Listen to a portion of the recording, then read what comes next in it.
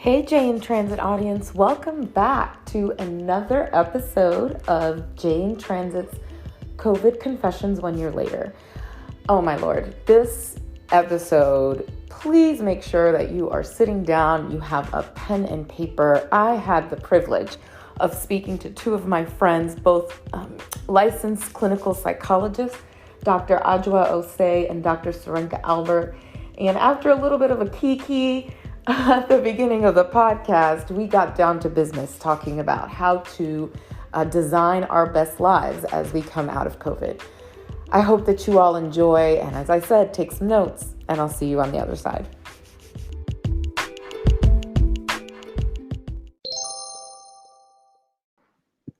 Where you going with this? What you talking about? What's off limits? What we talking about today?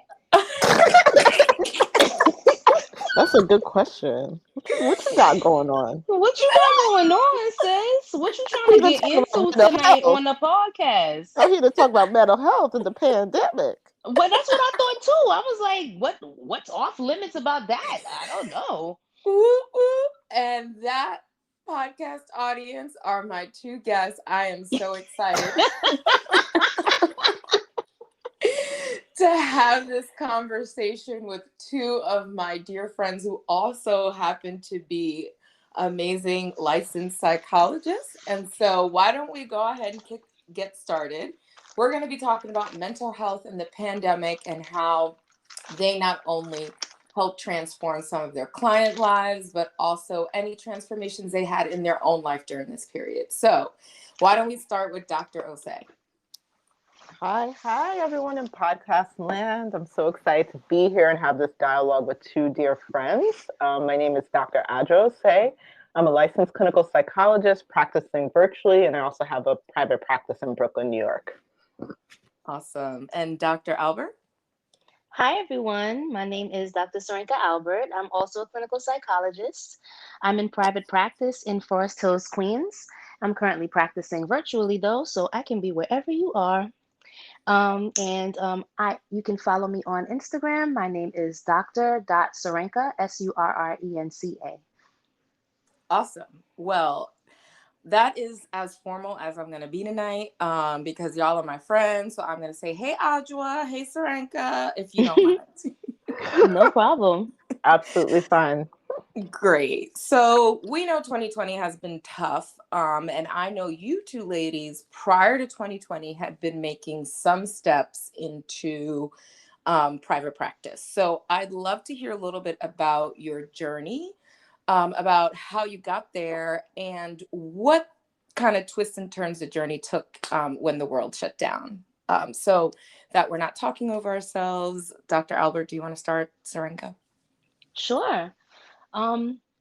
Actually, I made a major transition during the pandemic because originally I was taking the route of just hustle mode, where I was teaching, at a college. I was also teaching in Haiti virtually, and I was also working part-time, and then I was also working in private practice. And, with the pandemic, I felt that all of that happening during the pandemic was really difficult to manage on a personal level. And I didn't want it to affect my work. And I just started to realize that there were certain things that were priorities as far as my mental health. Like I can't preach mental health while I'm out here with straight up functional anxiety running all over the world trying to save the world. So, it kind of put things in perspective for me, where I recognized that I needed to slow down a little bit. I needed to be able to be present for myself and also be present for, people I want to work with in a way that makes sense.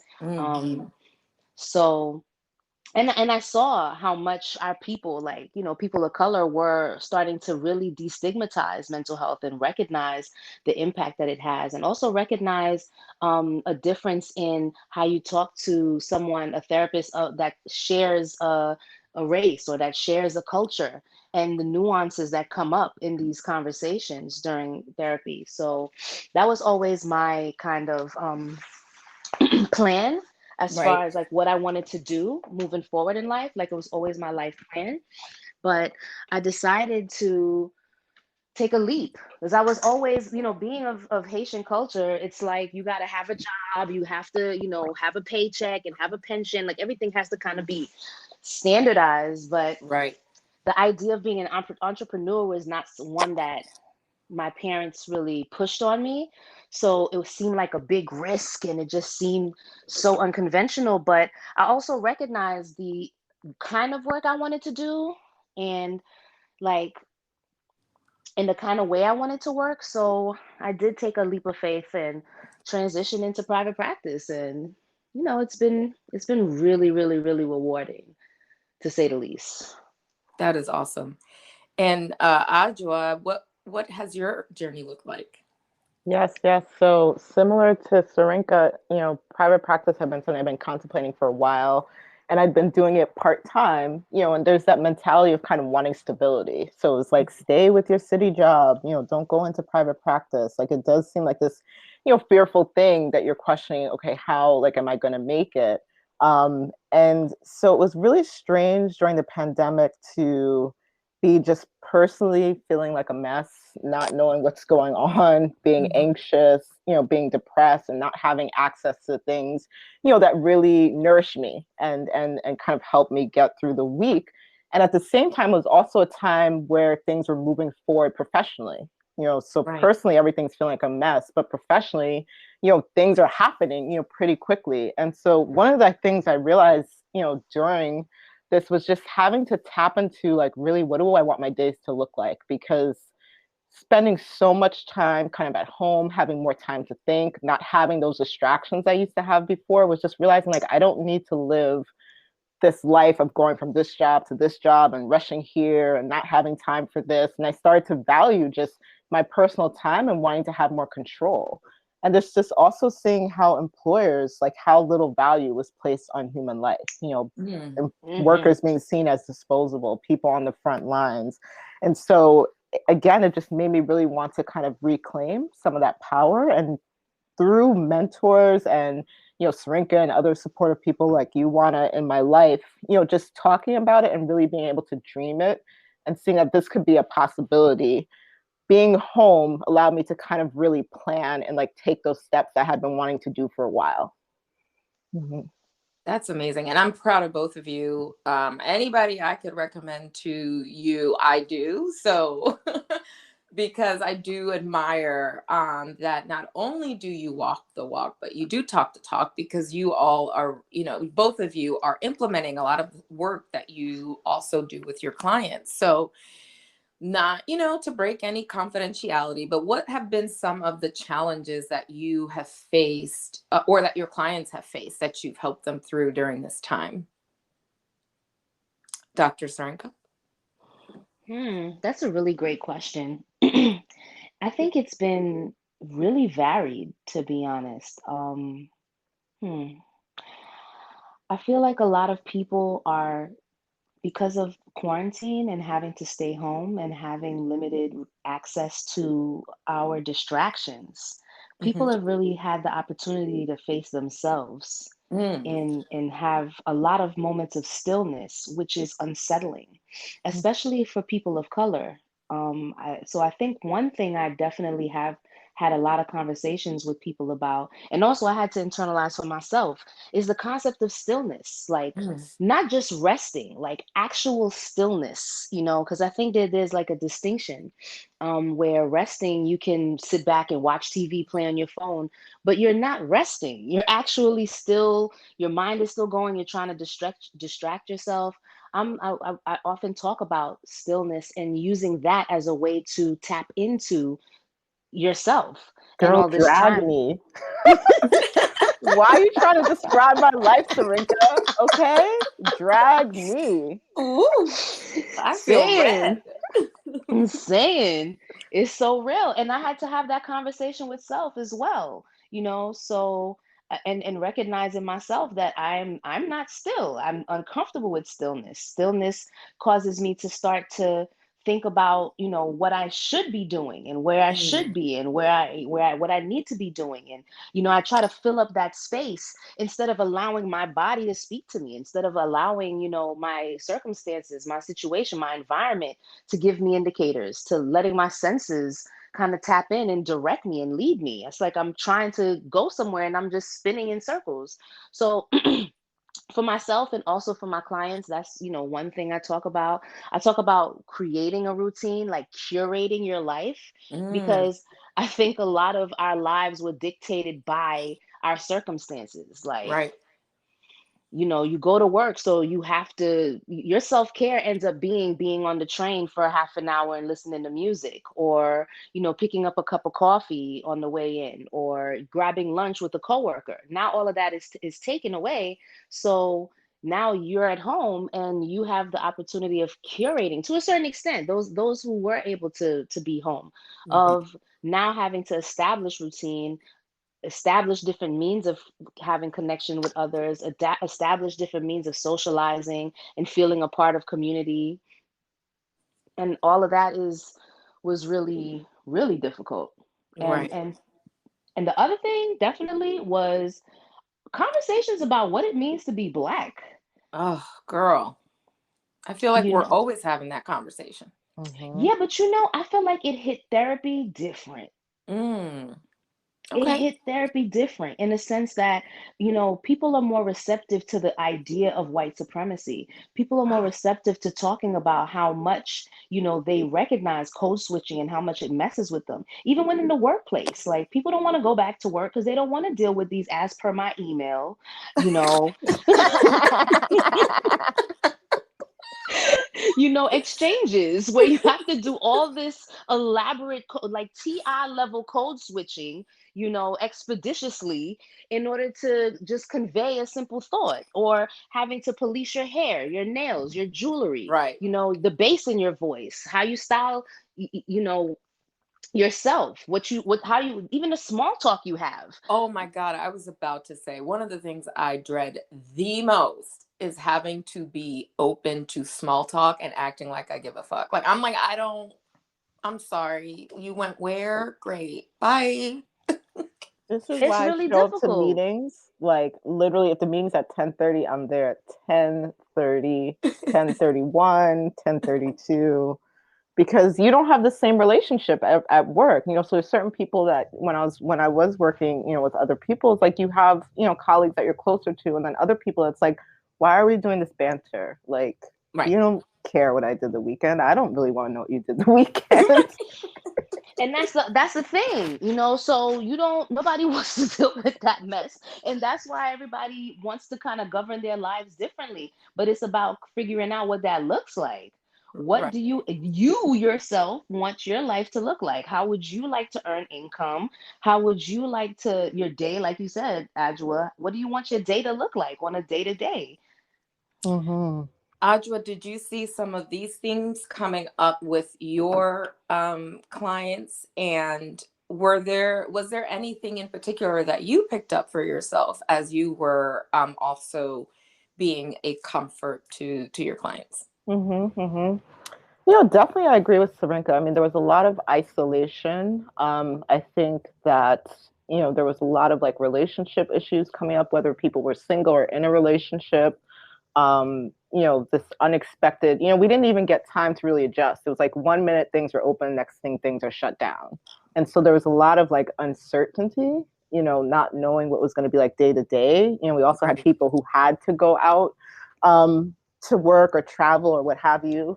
So there's a lot of fear about that. And there was a lot of anxiety, I think, that were just introduced into everyday interactions. All of a sudden, you're going to a grocery store and you feel like you're on, I don't know, some journey where like, Yeah, it's you a know, fact. That's a you know, fact. like it's like, all these things you have to bring with, your gloves, your this, and then, also, I'd come across this article which was talking about pandemic grief, and comparing, what we're going through the stages of grief. And so whether you unfortunately knew someone who passed away or someone who was sick, or whether it was yourself, but it was also kind of the collective grief, seeing this massive amount of suffering, people passing away, again, just not knowing day to day what was going to happen. And I also think with being home more, especially I was noticing with clients who had a history of trauma, and even for myself, was feeling triggered more. Before, when I'm running and having, a 2-hour commute or what have you to get to work, and I'm doing this, I'm doing that, I didn't really have that time to really be inward, and be connected to what was going on through me. It was easier to kind of ignore body cues or to ignore feeling like on alert or hypervigilant. Right. But now there was kind of no escaping it. So I was like, what's this? I thought I worked through this. And now it's showing up in some other way, And now I'm also trying to help clients, and for Black and Brown people, there were multiple pandemics. We're dealing with, racial trauma, police brutality, the COVID-19 pandemic, lack of access to healthcare. I mean, white supremacy. It was just like white supremacy couldn't even take a break while we were dealing with the COVID pandemic. You couldn't even just give us, a few months. It was just, all of that at once. And I think for, clinicians of color, we didn't necessarily get time to kind of process before we had to jump into a session. I remember when we'll call it a terrorist attack on the Capitol. Okay, right. Let's call it what it really is. Let's call it. Let's call it what it is. Please. Okay, that's not a protest or riot. That's a terrorist act of terrorism. Not even having time. I woke up from a nap and I had to jump into a session. I'm like, what is going on? And then I'm seeing clients back to back. In between sessions, I have a few minutes checking my phone, just trying to make sense of it, but also trying to help my clients, through what they were going through. Yeah, I remember that time too, because I was flying back from being abroad, and I had, I think, like one day, like a long layover, so I was going to sleep over. But like it was like I was flooded with emails or text messages actually, as soon as you turned on or got service. And people kept asking me, well, are you in DC? Are you in DC? Are you in DC? And I was like, I haven't been in DC in years. And the anxiety that I ended up paying like a G to be like, get me on the next flight. Like, what if I'm stuck here? Oh, wow. God. Yeah. It was, and I never actually, I mean, there is not a never, there's still time, but yeah, till this day, it's still very triggering to see how it's being handled, how people are talking about it. And so I can completely understand how you've had to be, jump from one event to the other without even taking time for yourself. Mm-hmm. What were some of your biggest personal challenges, and or just one, doesn't have to be all of them, and how did you decide to overcome that during this time? You said challenges, like 100 things came across my mind. What hasn't been challenging? Whew. I think, like I was saying before, I think the biggest one for me was not having the distractions. And, not all distractions are bad. I feel like there are also just healthy things that I would do, things that I would look forward to that would just kind of help me, with burnout, because some of the stuff we're dealing with can be really challenging, when we're dealing with complex trauma. So you can have your own, vicarious trauma. And so I think I was very good at kind of scheduling things or things I could look forward to. So that was a huge challenge of trying to just like rethink, like, how do I enjoy myself? But then also being virtually felt taxing. You might want to FaceTime somebody and all of a sudden you're just like, ooh, I don't have the energy to hold up the phone and look you in the eye. You know what I mean? It's like you wanted to keep in contact with people. And so I started just being like, okay, what are other ways that I can be in contact with someone? You could send someone a meme. I've started making playlists. I made a couple playlists for y'all in mind. Yes, you have. So that was a challenge. And then I would say another, let's see, brain fog. That was another challenge time, because I don't know what I was on before pre-pandemic, but somehow I was able to run around and do all these things, write my notes, commute forever. And now I'm working from home thinking I have all this time and I could barely get out of bed. Like I'm not even waking up in time to walk my dog. It was just like, and So just kind of really rethinking how to stay connected with people and how to rethink time. Like I started realizing you need more breaks. You can't function how you were pre-pandemic. There's no kind of going back. And so I had to kind of think about, where do I need breaks? Just realizing things are going to take a bit longer. Right. Spreading things out. You know, I'm on the Surrenca clean one thing a day method. It's been working so I far. love it. It's been prescribed. It's working. And the last thing I did was also, you know, with virtually, I tried to connect, you know, in ways where I maybe didn't necessarily feel like I had to talk. Like I did some virtual concerts. Shout out to Mappy. She is, I hope I'm pronouncing that correctly. She is a violinist who's amazing, plays soca, reggae, hip hop, all kinds of music. And she did a virtual concert over Zoom. Oh, And so it's nice. nice to be connected with people around the world, you know, when we're feeling so isolated. And so I just realized I had to kind of, you know, be creative and realize, you know, rethink what this was going to look like. You know, what is self-care? Right. Right. I definitely agree with that, because that was definitely a challenge for me. Is like, you know, we have our therapeutic toolkit of like, oh yeah, try this, try that, try this. And it's like I ain't had shit, because everything in my bag was gone. So, you know, and I couldn't give people a, yeah, like, well, let's see the silver lining, because I'm in the same space watching CNN nonstop. Like, what did Trump do today? Oh What my. is Oh going gosh. on? You know, like, what are the shenanigans? Oh my goodness. So I think it was definitely a challenge to be creative and redefine self-care, and really also be creative in how to listen. Like, I think this time around, it really made me realize how important it is to just give people space to just talk. Right. Because I don't have too much to offer sometimes, other than my, you know, a ear is just a support. And I think I underestimate how important that is. It is. Wow. Because I always want to do problem solving. Like, I don't just want to see my clients. I want to see you do well. Let's figure it out. Let's do some CBT, put some psychodynamic in there, and then we're gonna do Girl,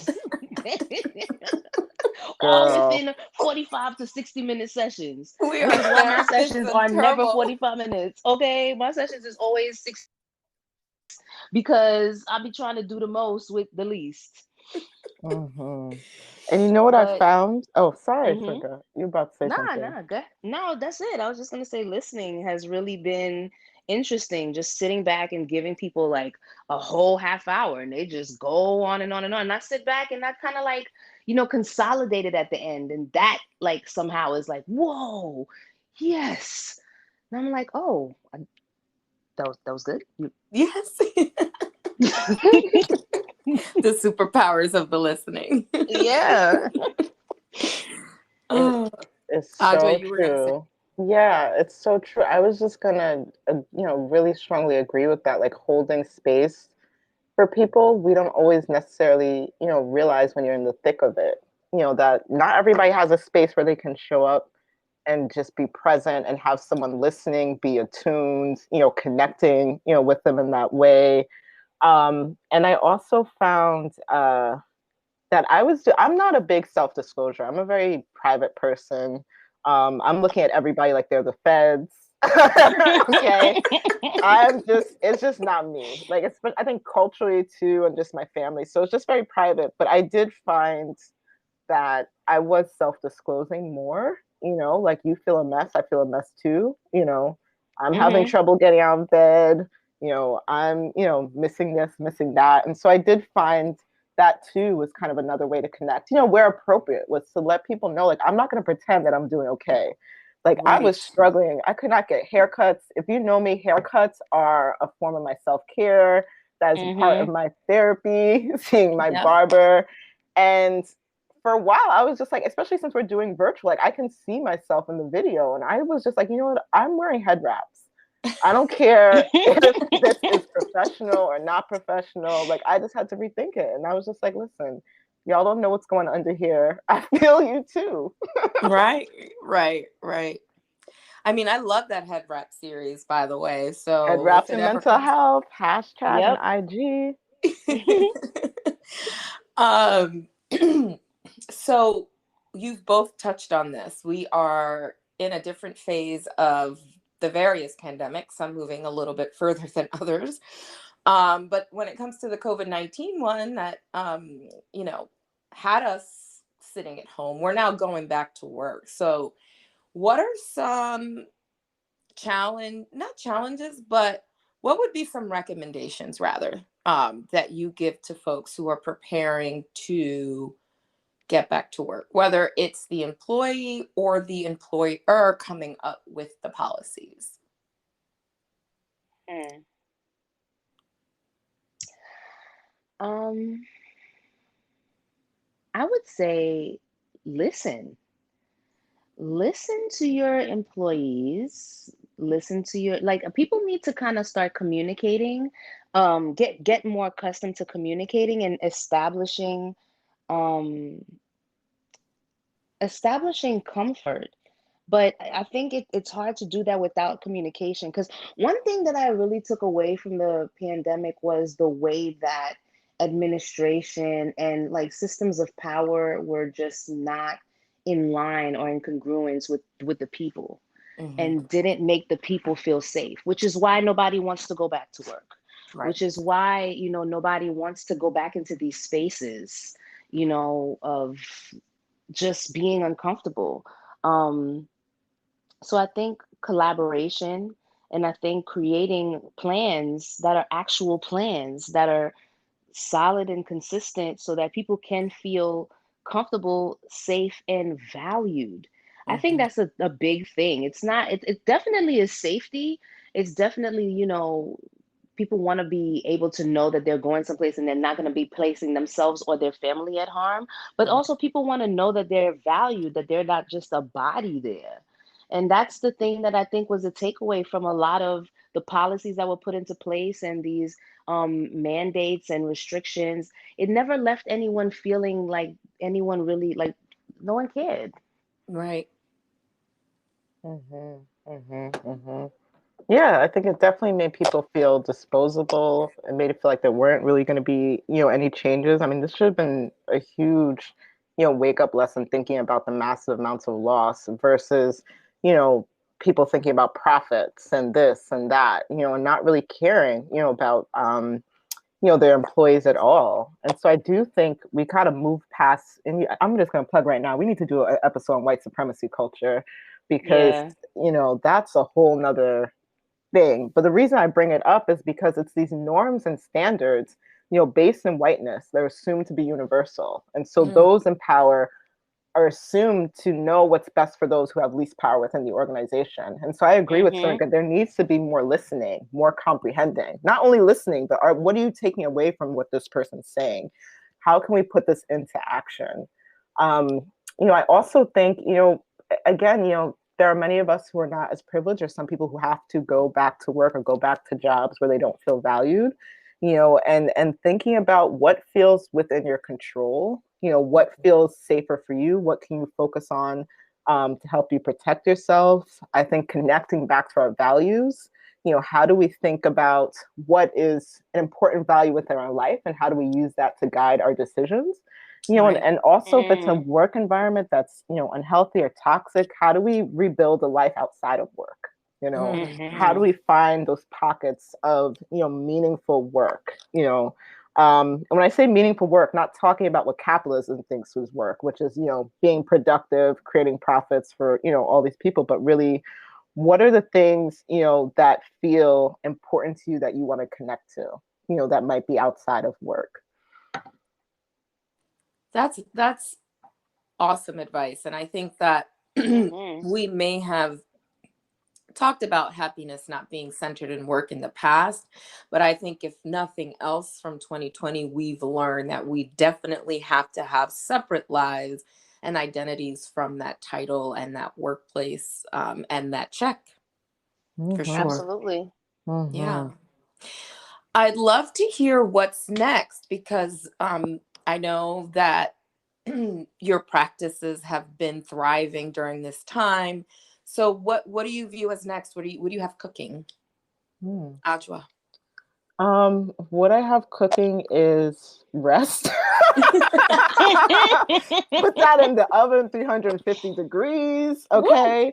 No, but I've been, and both of you know, I've really been connecting with yoga and the 8 limbs of yoga. So the physical practice of it, meditation, breath work.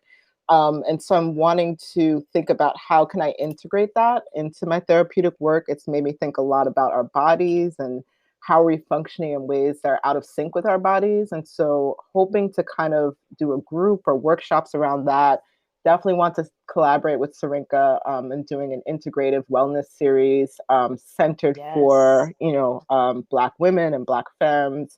And so that's, those are some things. And then really just coming back to, trying to rethink success within my practice that's outside of like capitalism and white supremacy culture. Because I think if we focus so much on the outcome and how much money am I making and this and that, it just, it just feels, I think it was you, Surrenca, who was saying this, it's like capitalism is not designed for our healing, and we want to do healing work. And I'm trying to think, okay, how can I do healing work where I'm taking care of my bills, where I feel like I'm being ethical, where I feel like I'm doing good work with my clients, but also preserving some space for me so that I'm not completely drained at the end of the day, and so I've just been really trying to think of what are other markers of success that I can use in thinking about my practice.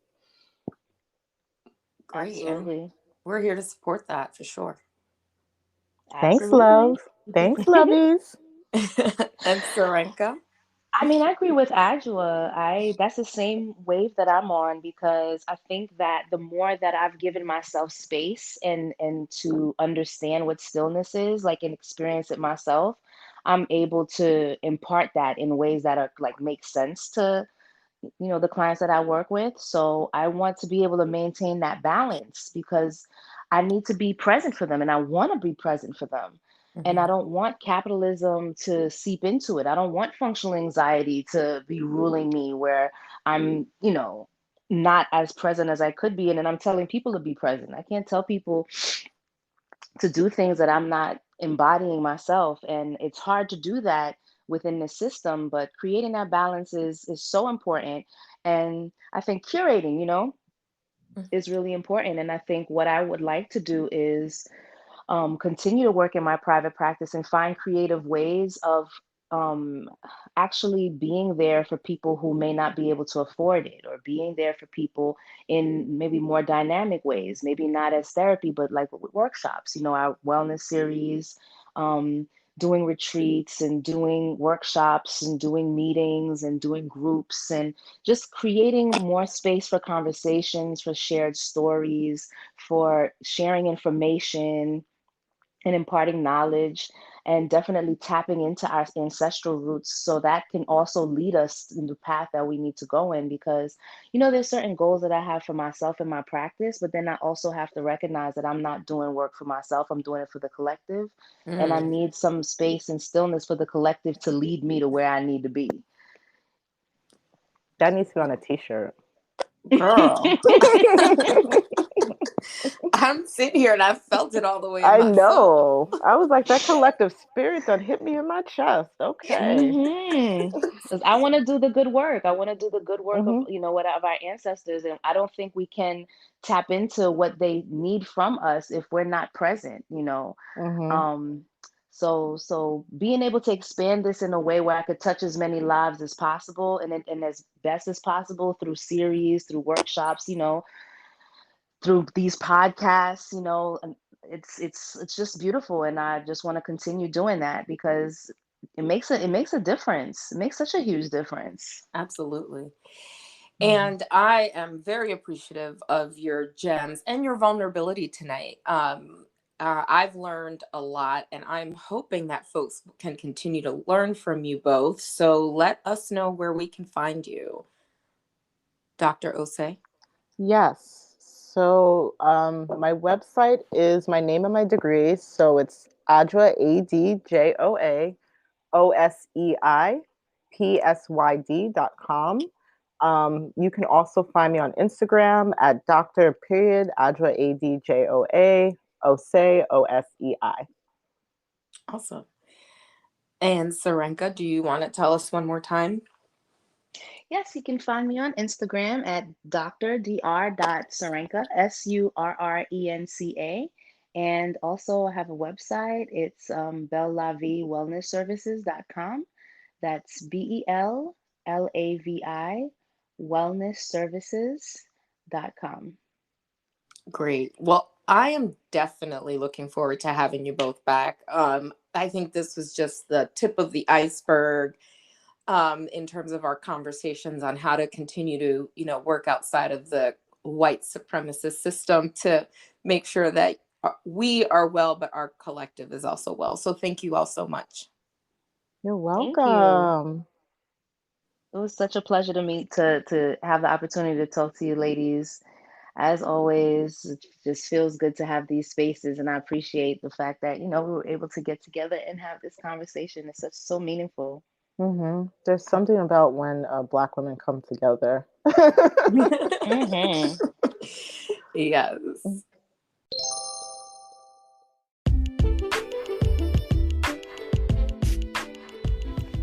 That was pure magic. Thank you, Dr. Osei and Dr. Albert. So grateful to not only call you friends, but to have had your experience and your gems on Jane Transit. If you all want to follow, please find them on Instagram. That is Dr. So Dr. Adjoa Osei, and Dr. That's Dr. Surrenca, also on Instagram. Be sure to rate my podcast on your favorite streaming platform. And I'd love to hear, what you thought of this episode, previous episodes, and most importantly, if there's something that I'm not talking about, please let me know. Thanks again for tuning in, and I'll see you next time.